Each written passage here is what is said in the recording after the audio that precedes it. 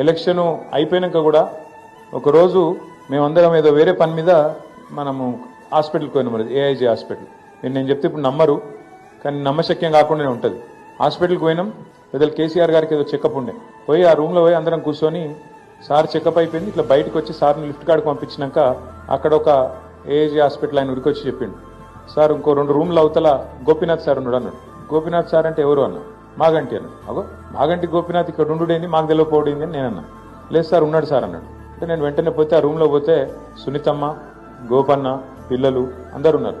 నేను అడిగితే ఏమన్నా చెప్పకపోతే కనీసం హాస్పిటలైజ్ అయితే కూడా చెప్పవా, నీకు సమస్య వస్తే కూడా చెప్పవా, ఎట్లా అంటే ఇది పెద్ద విషయం కాదు సార్, ఏముందన్నా ఇది ఏం కాదు, మంచిగా అయిపోతా, 4 రోజుల్లో మంచిగా అయిపోతా, నేను అందుకే ఎవరికి చెప్పన్నా అని దబాయించిండు ఉల్టా. అదోటి ఇదోటి మాట్లాడిన. ఆయనకి సినిమాలు అంటే బాగా ఇష్టం ఉండే. అదే టీవీలో సినిమా చూస్తుండు, ఏముంది ఈ సినిమా ఎట్లుంది, ఆ సినిమా ఎట్లుంది, కొంచెం ముచ్చట పెట్టినాం. కానీ తర్వాత నేను సునీతమ్మకి చెప్పిన, ఇట్లాంటివి ఉంటే చెప్పాలి మీరు మాకు, ఎందుకంటే మనిషికి మాటనే ధైర్యం కదా. మన ఆపత వచ్చినప్పుడు ఒక మాట మాట్లాడితే, ఒక భరోసా ఇస్తే ఏం కాదే నీకు అని 10 మంది చెప్తే లేకపోతే హైబత్ తింటారు మనుషులు ఎవరైనా. అట్లా కాకుండా మాటకు మాటనే ఉంటుంది, అట్లా చెప్పాలమ్మా అని చెప్పిన. కానీ ఎందుకో కానీ ఎన్నడూ చెప్పకపోయేది. తర్వాత అట్లాగే తన ఆర్థిక పరిస్థితి కూడా ఎన్నడూ మాకు తెలియదు.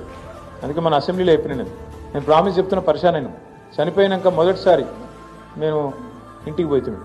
పోయేవాడు కాడ పరిస్థితి చూస్తే మాకే అనిపించింది, అరే అన్ననేమో ఎప్పుడు ఏ ఫంక్షన్ వచ్చినా ఆడబిడ్డలకు మంచిగా బతుకమ్మకు చీరలు పెడతాడు, ఎప్పుడు ఏ ప్రోగ్రాం పెట్టినా గిఫ్ట్లు ఇస్తాడు, మంచిగా క్రిస్మస్ అయితే పెద్ద ప్రోగ్రాం పెట్టిండు ఎస్పీఆర్ హిల్స్లో, పెద్దది పెట్టి బ్రహ్మాండమైన లైట్లు గిట్లు పెట్టి హంగామా చేసి పెద్ద ప్రోగ్రాం చేస్తాడు.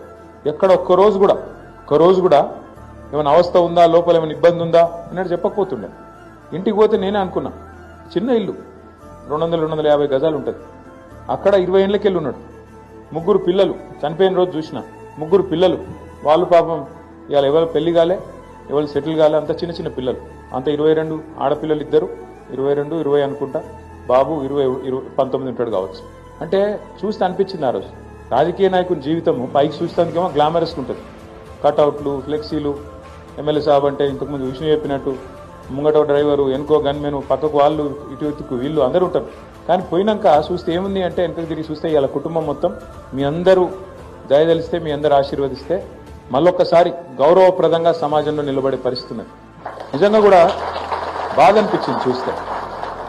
నాకు విష్ణుబాయ్ చేసిండు ఫోన్, రాఖీ రోజు చేసిండు, అన్నా నేను ఇవాళ నీకు మాటిస్తున్నా, గోపన్న పిల్లలు వచ్చి నా కొడుకుకు రాఖీ కట్టిర్రు, ఆడపిల్లలు వచ్చి, వాళ్ళ ముఖం చూసి చెప్తున్నా, నేను బరాబర్ మళ్ళా నేను ఇక్కడ మళ్ళీ మన జెండా ఎగరాలి, మనం గెలవాలి, అప్పటిదాకా నేను కూడా జిద్దు మీద పనిచేస్తా, గోపన్న కోసం పనిచేస్తా అనే మాట చెప్పిండు.